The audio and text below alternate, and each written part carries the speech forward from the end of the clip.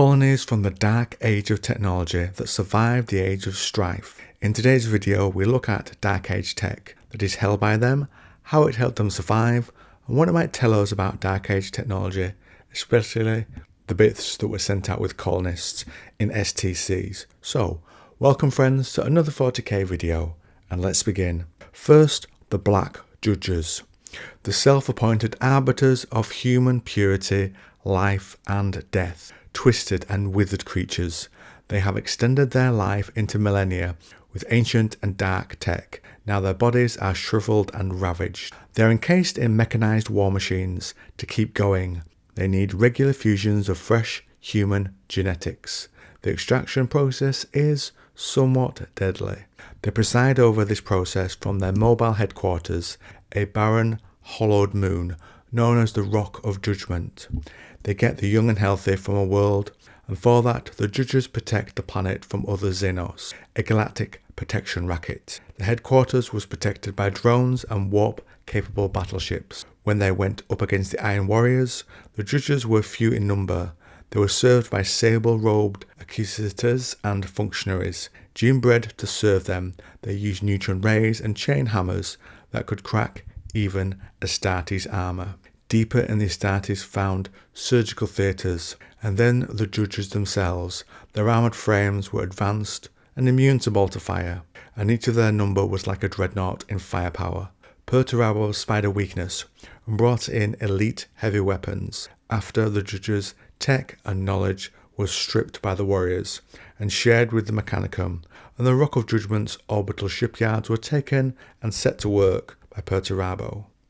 In terms of their dreadnought bodies, we have a mention of a steam-powered dreadnought in service of one of the warlords on Terra during the unification wars against the Emperor. Could this be an earlier and more advanced version of that, a superior version of what we see these Astartes being put into when one of them has fallen and they're popped into a venerable dreadnought, if you're on the side of the Emperor, that keeps their shattered bodies alive in a similar manner, though there also must be a side to it where they need this intake of genetics to keep going. So perhaps their bodies are so withered it even strains the bounds of dark age technology. Next up, on the planet Guenna, humans live through Old Night, but either their own experimentation of the warp effects of Old Night changed them. The numbers during the Great Crusade was in the thousands.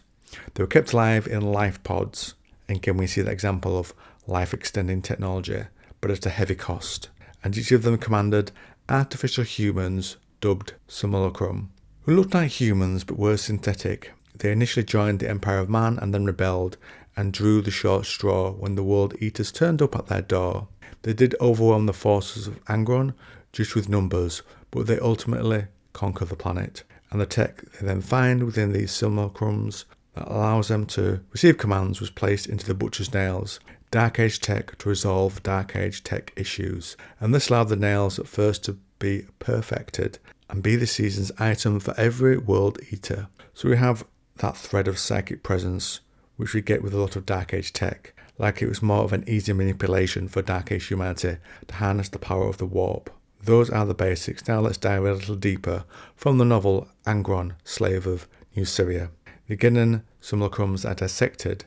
Each body had been just that, a body for an elite to command. The Guennan tech is partly psionic in nature, and that's how the commands are sent. Its movements all were being controlled remotely by a human mind. It is possible that a single mind can control hundreds, even thousands, if the command is not complicated. They were made by STCs.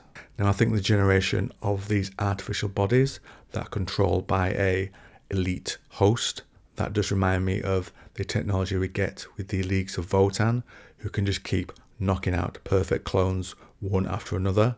So there could be some relation there back to Dark Age tech and how they could just keep recreating people. Perhaps that's how they created some of their elite soldiers, so there is an endless number.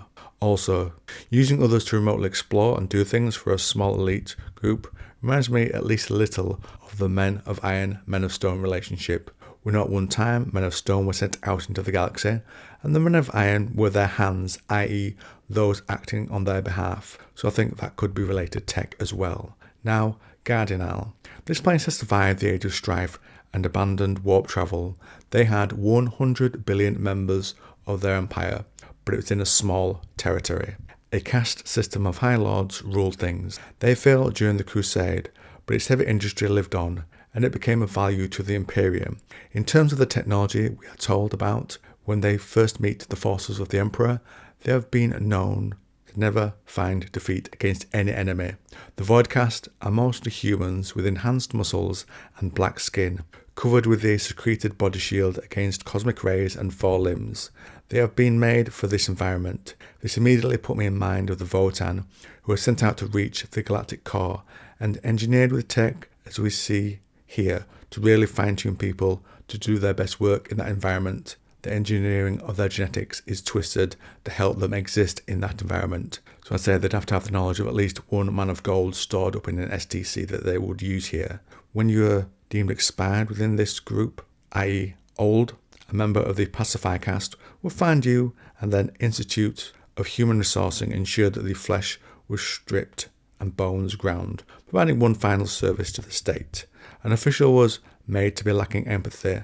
Anything like that would leak through the generations, thoroughly suppressed by conditioning and psychotropic treatments. So again, we get a lot of manipulation there of the human body through the conditioning and psychotropic treatments. Remind me of stuff that happens to the Astartes, where they're conditioned to believe and do certain things. So again, might be some relation there.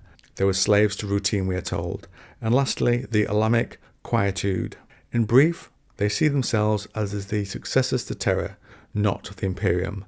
They dubbed those with the Emperor Xenos, and the quietude vivisected the first emissaries sent by the Imperium. When facing the forces of the Imperium, the quietude's social networks had frantically analysed the nature of the threat and processed an immediate response. This took the networks less than 8 seconds. Adaptable analytical minds that could be a simplified AI. We see an AI during the Heresy calculate a plan to free Mars from Horus's forces. This seems in a similar vein, perhaps an early Man of Iron type of mind. The robusts were armoured with interlocking, overlapping skins of woven steel as their principal layer of protection, but each one also possessed a variable force field as an outer defensive sheath. After only 8 seconds of shooting, the social networks of the Alamic quietude successfully and precisely identified the nature of the weapons being used against its robusts. They instantly adjusted the composition of the individual force fields to compensate. Now their biotech in more detail. The robusts have been engineered with remarkable sensitivity to motion, to light, to heat, and to pheromonal scent, so they're quite like human bodies in that respect. When brought down, they would bleat about medical attention, the command transmissions between their brains and their combat-wired bodies broken. What had disabled them will be reported to the social networks of the quietude and likely helped with a counter. Biologically, we get mention of shattered plastics, liquidized internals, and bones shards. From the point of view of the Imperium, skull measurements and other biological data taken from captured quietude specimens had confirmed their Terran ancestry.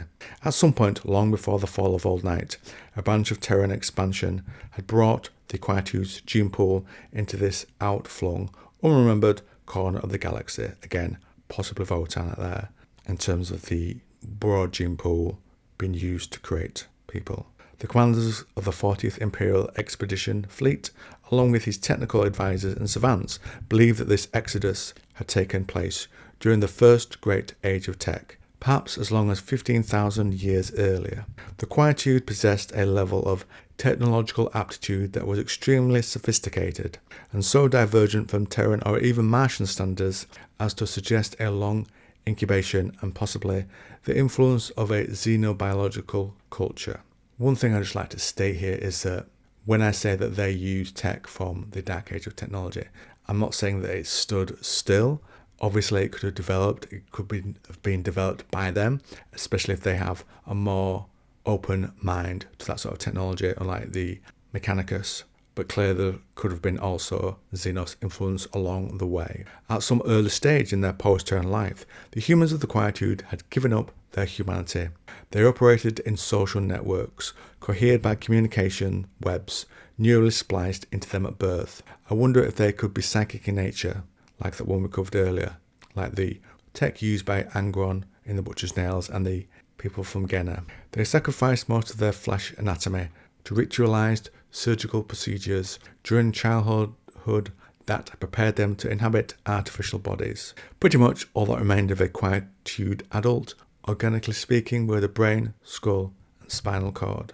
This is a recurring theme, humans extending their lives in various means, and we see this with some of the higher class citizens within the Imperium, exposing themselves to various life-prolonging treatments, and of course replacing parts of their bodies with mechanics. That sounds like something the Men of Stone might have done. And talking about the application of the tech, note that this faction are the Men of Stone. I tried to see them everywhere, it would get rather dull.